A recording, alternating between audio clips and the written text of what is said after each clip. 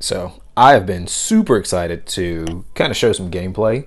I've been working on the mobile version of this game, and this is sort of me playing earlier. I'm just going to kind of give a voiceover while it's playing, kind of give my 2 cents, show some updates. One thing you can see, this is kind of like just a medium mode duel.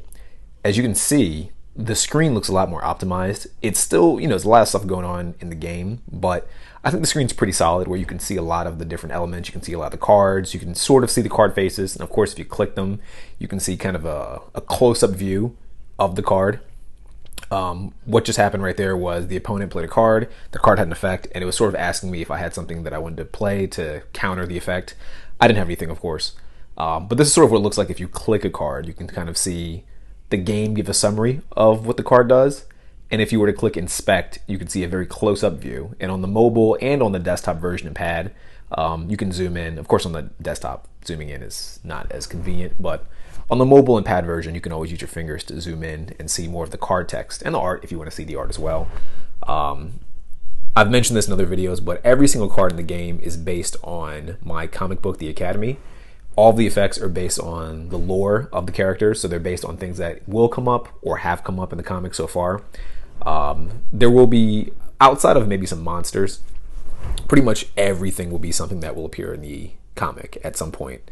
There'll probably be monsters I throw in, and I do plan on doing like contests for people on the Patreon where they can make their own monsters, and they'll get put in the game if they're good enough, if they're cool enough, and fit the overall world.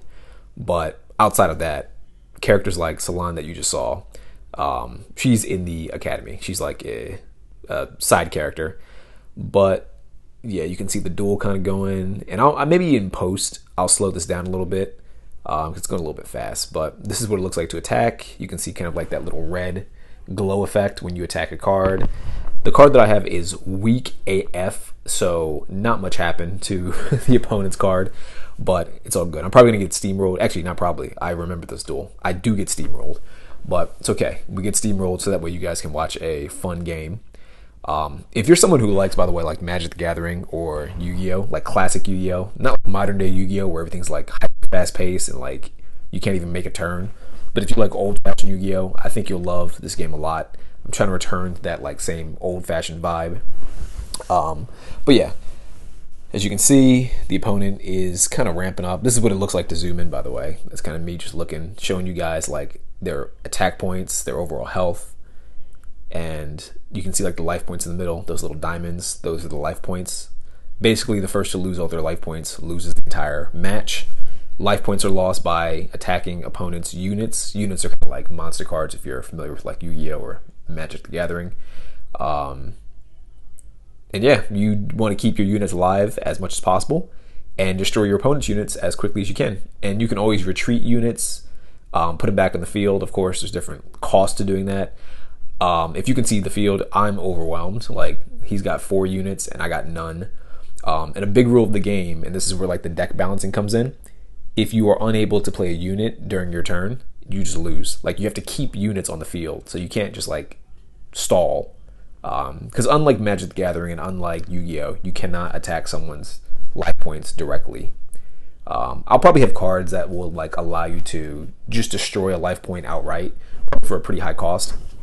But up until that comes, you can't attack an opponent's life points directly. And so this is me just kind of showing like the deck editor mode. Of course, I have all the cards unlocked for now, but this is kind of what it looks like on the mobile to kind of scroll through and just see what cards are in your inventory. When you're first playing, if you guys want to play, you'll not have access to all of these. You'll have access to like a default deck that everyone gets. And over time, if you want to unlock more cards, you can do so by doing online mode. Online mode, you can sort of wager cards against other people. When you duel the opponent, like the CPU, you'll be able to get mana. That's kind of the in-game currency.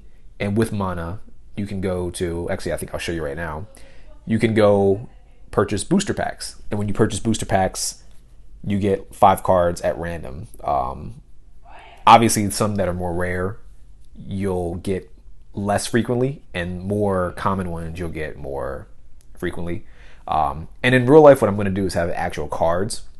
The actual cards will have passwords on them, and kind of like old school Yu-Gi-Oh, you can put the passwords on the physical card into the game to unlock the cards.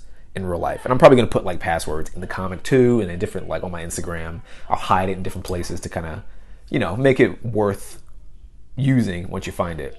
But yeah, this is another duel. So this is me starting off. I got a unit on the first turn, which is solid. That means I won't lose right away. Got an accessory card right there. Got some energy. Sukara is what we call the energy cards. Got 2 other monsters in the hand. So we're working pretty solid. I think in this duel, I actually schooled the opponent pretty well because I got a pretty good starting hand. But yeah, as you can see too, the duel is broken up into different phases, similar to Yu-Gi-Oh! Draw phase, main phase, combat phase, main phase 2, and end phase. I don't know what I was doing here. I think I got like distracted. I was like watching TV or something. But yeah, as it sounds, just like with Yu-Gi-Oh! Draw phase, you draw a card. There's no limit to how many cards you can have in your hand, but you'll probably be putting a lot of cards in the field.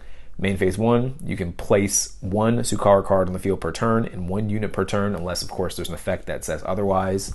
You can activate as many effects as you'd like, assuming you can pay for it with Sukara. Combat phase, as it sounds, if you can pay to have your unit attack, you can attack with that unit. The card that I have on the field is Busted AF, so she does not require any cost to attack, and she has a really good effect. So as you can see, I'm going to attack. It costs 0. Boom, killed him. He lost life point. Like I mentioned, you lose life point every time a unit's destroyed. And I ended my turn. The opponent's drawing. They got nothing, so they just lose. Like I mentioned, you got to have a unit on the field at all times in order to win. Or you have to actually have at least the ability to play a unit in order to not lose the game. So a lot of the game is going to come down to like balancing your deck, making sure you have like an appropriate amount of cards in your deck to place units on the field. Second, keep units on the field and protect them. And then while they're in the field, you have to be able to afford to like actually have them attack. Now, one thing I'm considering, and if you're watching this, let me know if you've made it this far. Let me know your thoughts on this. The official rule so far is that you have to have 40 cards in your deck. Like no more, no less. You have to have 40.